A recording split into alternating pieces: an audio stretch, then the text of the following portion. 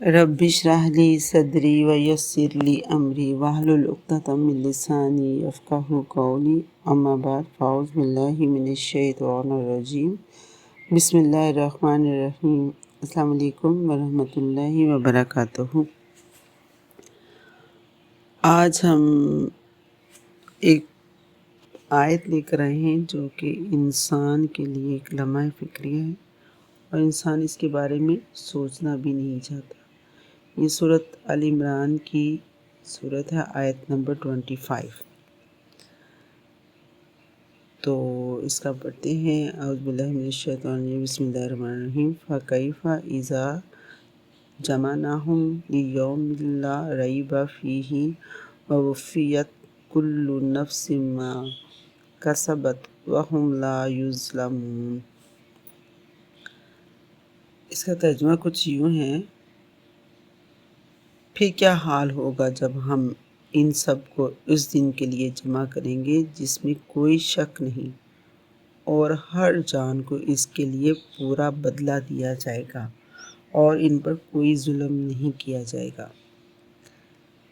یہ تو قرآن مجید کی ایک نہایت ہی گہری، فکر انگیز اور دل کو جھنجھوڑ دینے والی آیات پر بات کرنے جا رہے ہیں۔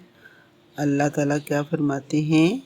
پھر کیا حال ہوگا جب ہم ان سب کو اس دن کے لیے جمع کریں گے جس میں کوئی شک نہیں، اور ہر جان کو اس کے کیے کا پورا بدلہ دیا جائے گا اور ان پر کوئی ظلم نہیں کیا جائے گا۔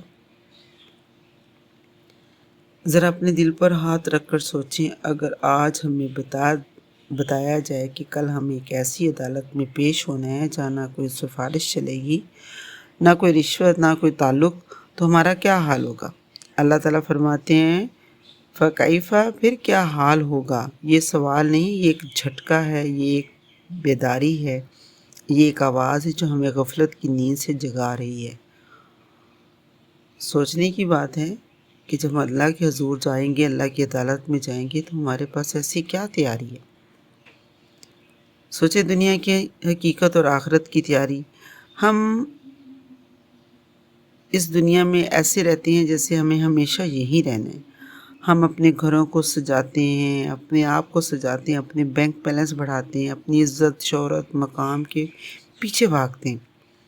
ہم اچھا مقام پانے کے لیے، اچھا گھر، اچھی گاڑی لینے کے لیے ہر حد تک گزر جاتے ہیں۔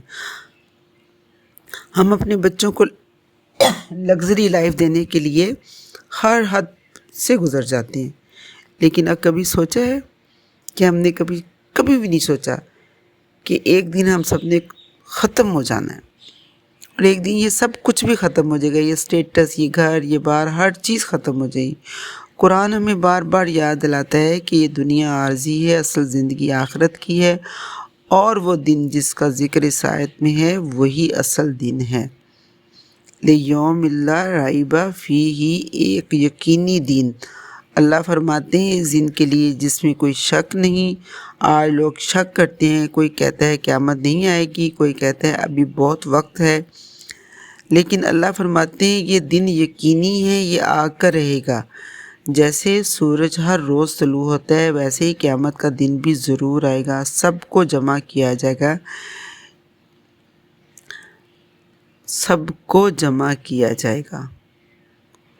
اذا جمعناہم، جب ہم سب کو جمع کریں گے، سوچیں ایک ایسا میدان جہاں حضرت آدم علیہ السلام سے لے کر قیامت تک آنے والے تمام انسان موجود ہوں گے۔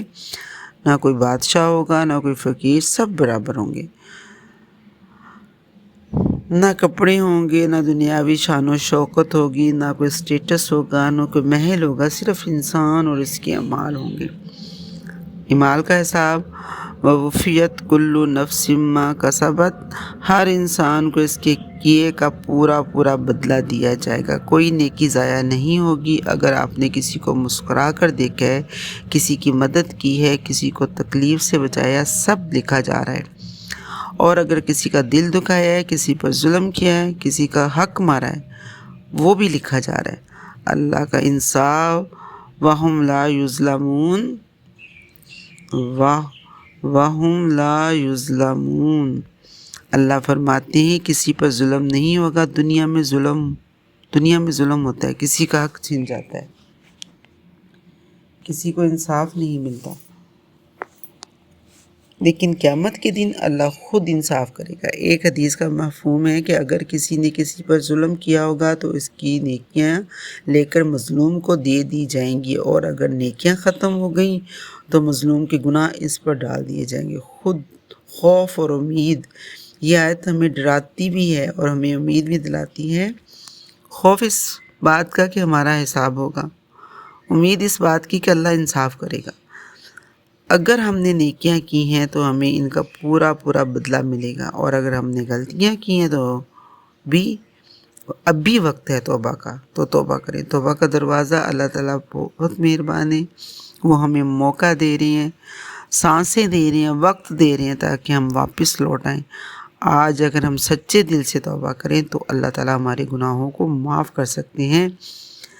یہ آیت ہمیں سکھاتی ہے ہمیشہ سچ بولیں، کسی کا حق نہ مارے، دوسروں کے ساتھ اچھا سلوک کرنا چاہیے، ہر عمل کو آخرت کے لیے کریں، اللہ سے ڈریں. ذرا تصور کیجئے وہ دن جب سورج قریب ہوگا، پسینہ بہہ رہا ہوگا، وہ لوگ گھبرا رہے ہوں گے، ہر شخص صرف اپنی فکر میں ہوگا، اور اچانک آپ کا نام پکارا جائے گا، آپ اللہ کے سامنے کھڑے ہوں گے. کیا ہم اس لمحے کے لیے تیار ہیں؟ نبی کریم صلی اللہ علیہ وآلہ وسلم کی نصیحت ہے. رسول اللہ صلی اللہ علیہ وآلہ وسلم نے فرمایا، دانش مند وہ ہے جو اپنے نفس کا محاسبہ کرے اور آخرت کے لیے عمل کرے. آج ہمیں خود سے سوال کرنا ہے کہ ہم واقعی آخرت کے لیے تیار ہیں؟ یہ دن ایک امتحان ہے اور قیامت کا دن اس کا نتیجہ. ہمیں فیصلہ کرنا ہے کہ ہم کامیاب ہونا چاہتے ہیں یا ناکام. آئیں آج ہی سے اپنی زندگی بدل دیں، نماز قائم کریں، قرآن کو سمجھیں، لوگوں کے حقوق ادا کریں، تاکہ ہم وہ دن آئیں تو ہم سرخرو ہوں. اس دن ہمیں سرخرو ہونے. فکیفہ، پھر کیا حال ہوگا؟ یہ سوال نہیں بلکہ تنبیہ ہے، یعنی ذرا سوچو اس دن کی شدت و حساب کا منظر کیسا ہوگا. اذا جمعنا ہم، جب ہم سب کو جمع کریں گے.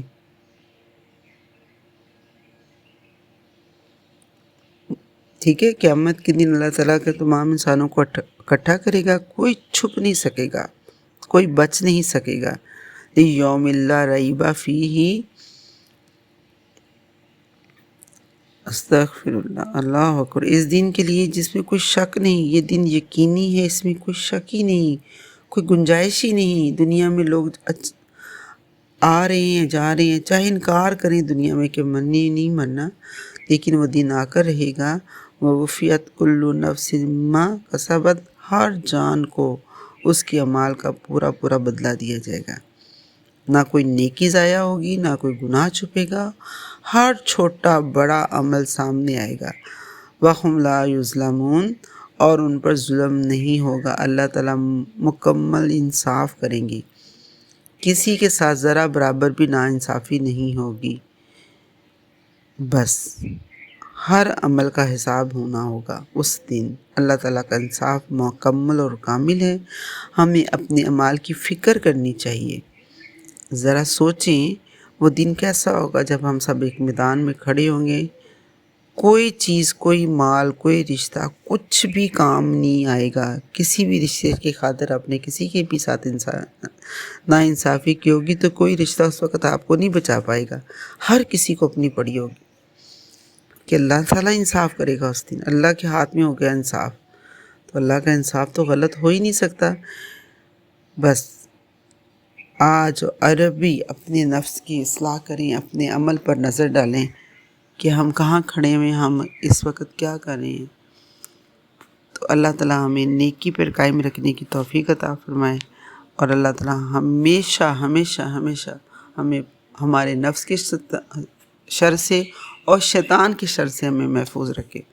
آمین. السلام علیکم ورحمۃ اللہ وبرکاتہ.